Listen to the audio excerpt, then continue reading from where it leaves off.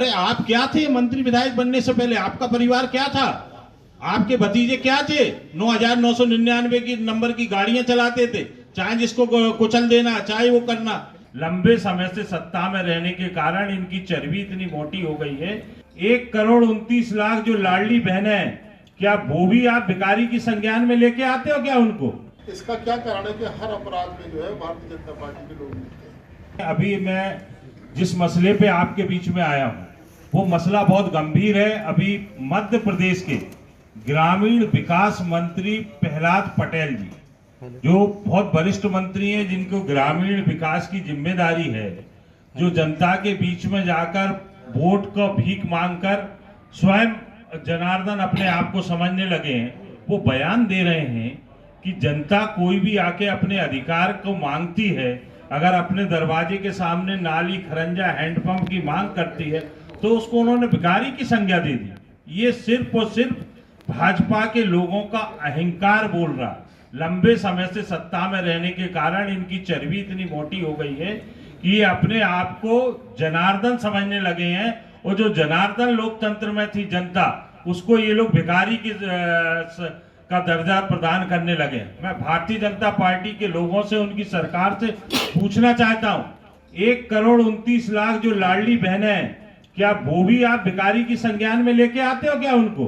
वो हमारी बहनें, मातृतुल्य बहनें, पूजनीय है, वो उनको भी आप भिखारी की संज्ञान में लेके आते हो? आपके नेता नरेंद्र मोदी जी कहते हैं 24 करोड़ लोगों को हम अनाज वितरण करते हैं, क्या उनको भी आप भिखारी की संज्ञान में लेके आते हैं?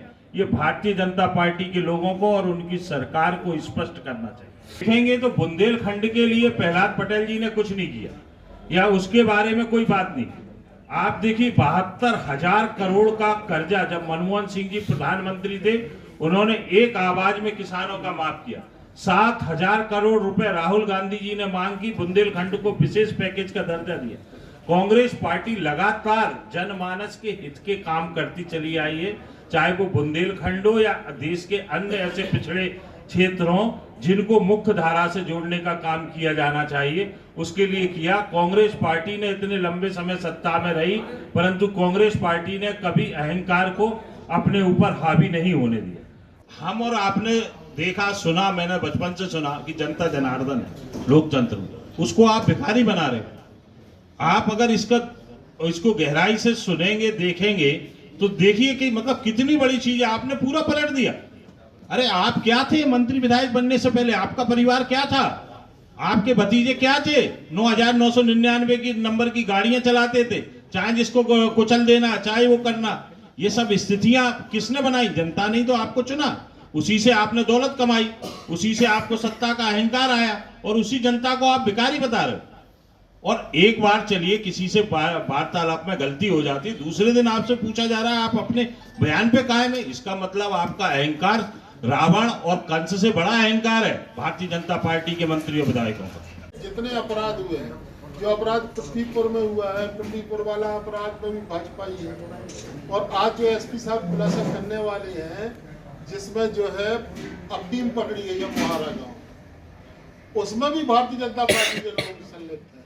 तो हमारा कहना यह है कि जितने अपराध हो रहे हैं, जितने अपराध से जुड़े मामले हैं, उनमें भारतीय जनता पार्टी के लोग जो है प्रमुखता से भूमिका। दो सांसद प्रतिनिधि जो है, एक जन तो कल चले गए, एक जन अभी फरार है।